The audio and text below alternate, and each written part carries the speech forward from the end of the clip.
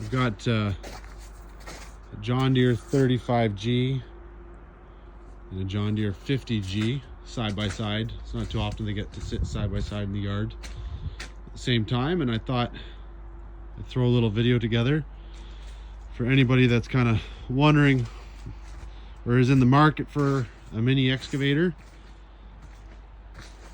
and wanted to do a comparison, but there's not really a whole lot of comparison videos out there, especially brand to brand, of what the difference would be. So here we go. So this is a 35G. This one's a 2023. It's only got a few hundred hours on it. We had a 2007 35D, which we got probably 7,000 hours on it before we ended up trading it in. It was old. It had a really hard life. The final drives are what ended up failing on it, and it was we traded it in rather than fixing it. It just seemed to be financially make sense. We ordered this machine with it's got a 36-inch AMI tilt bucket on it, and it came with a 24-inch tooth bucket, factory from John Deere, and a factory thumb, and a factory wedge coupler as well. So essentially what you have to do is you have to grab a wrench and then back that bolt out, and either it falls out or you have to take a hammer and knock it out of there, and then this bracket comes out of here and you can hook onto those ears there. This one comes stock with this factory diverter valve, and that essentially you just turn that. It's the same size nut as that bolt right there, so you just have to carry one wrench with you. Turn it on this side, turn it on this side, and it can go from tilt bucket to thumb. So you can't do both at the same time. A disadvantage of this setup is with the tilt bucket, the thumb does not close all the way to the cutting edge. It ends up hitting this bracket here, so it leaves a little bit of a mouth open. But for generally picking up large objects, it's not a big deal. We also have a bunch of other attachments for this machine in particular. I've got a 36-inch just straight ditching bucket that was on our other machine. We've got that little bucket over there. I don't know if you can see it. This one here is a 12-inch trenching bucket. We also have an ice auger, or not an ice auger, a frost ripper, an ice ripper, and an auger with a 12-inch and a 24-inch bit that plugs and play right onto this machine. So this one here has also got the cab on it, and it's got the long arm. So if you're shopping for it as well, the long arm is this essentially is longer, or a long stick. And when you get that package, you get this counterweight. So you can see how they've got the both sandwiched on there. So pretty much if you get the model without the cab, you get a short stick and no counterweight, which this machine definitely needs it. The main big difference, these tracks are also about 12 inches wide. So which leads me into the 5-ton. The 5-ton has got beefier tracks, beefier everything. This one here, we've ordered it with a hydraulic pin grabber. So essentially you sit in the cab and you can take buckets on and off with that. You can also spin them around, hook them on backwards, and undermine underneath things. I also ordered this thumb, which is a Pro Link thumb as well. Pro Link meaning that it has farther travel. There's farther travel than this thumb, which is just a regular stick pivot. See the hydraulic cylinder just gets mounted right to the thumb, and it travels down, and it doesn't go quite all the way around. Whereas this machine here, with this extra linkage and everything in there, it will hold items with the bucket wide open. The thumb will come all the way to it rather than short of it, which is super handy. This one as well is a long stick, so a longer stick here. It's got the extra counterweight cab options. The cabs, this one's a 2021, and it's got about 1,300 hours on it, I believe. And the cabs are pretty much identical. The dealer that we bought this from, they put that upgraded radio in rather than the factory one that goes here, which is, to be honest with you, a pain in the butt because you hit your elbow on it. I'm 6'4", and these cabs fit me pretty well.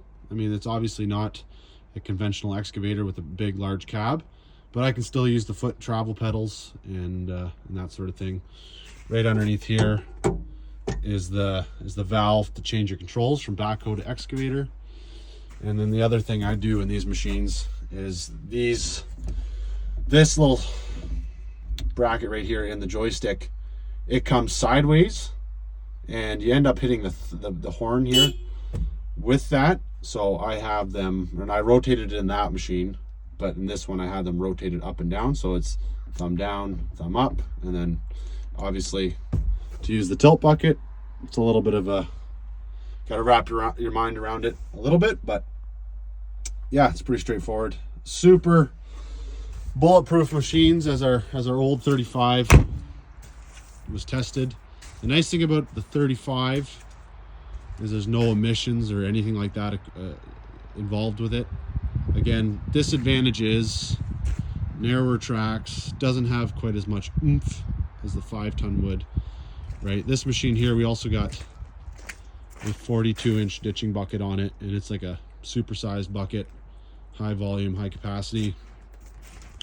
And it's a bit of a mittful with this machine. You got to be a pretty good operator in order to not have the machine want to tip over every time you go to dump your bucket, but it does handle it. And you know, if you're using heavier materials, you just don't fill it up as much.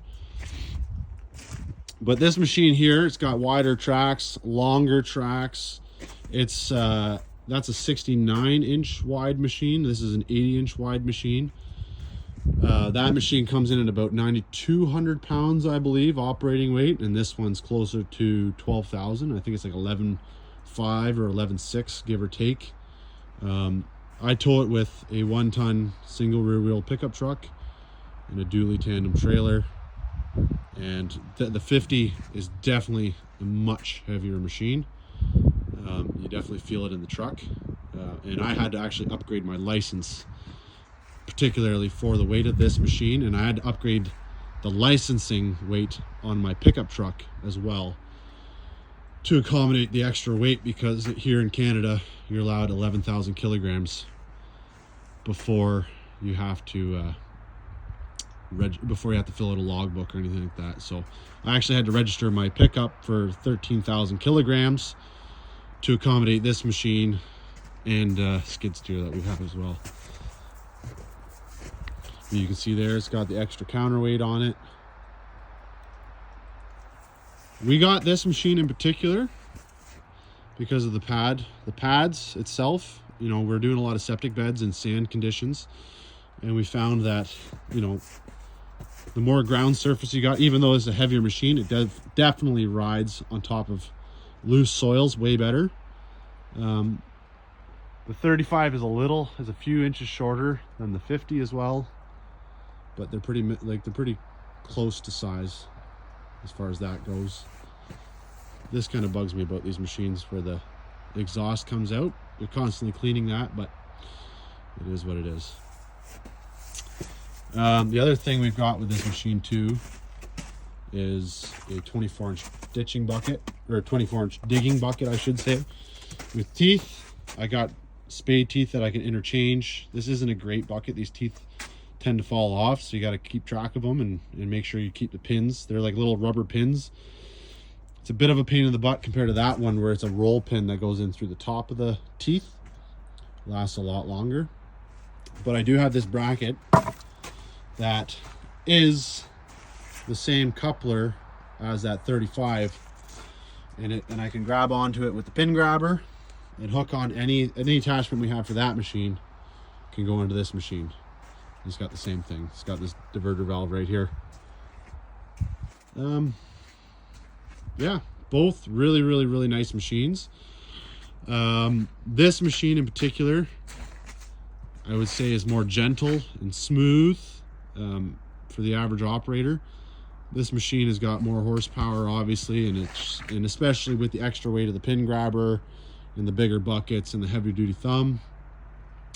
You gotta watch what you're doing a little bit, but this thing is just a brute.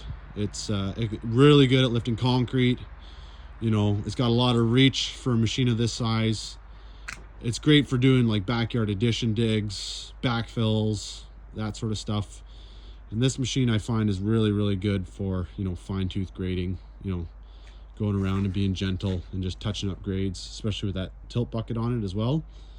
But I can also take that tilt bucket and put it on that machine, which is it's a pro. So yeah, there it is, the two machines side by side, 50G versus the 35G. Great demolition machine as well. This one here, the thumb is strong enough that it crunches and mulches lumber and that sort of stuff. This machine will do it. It is definitely, I found when I used to do demolitions with our older 35, I would end up having to walk up on top of the debris and kind of rip it and break it, whereas this thing, it's like just crunch.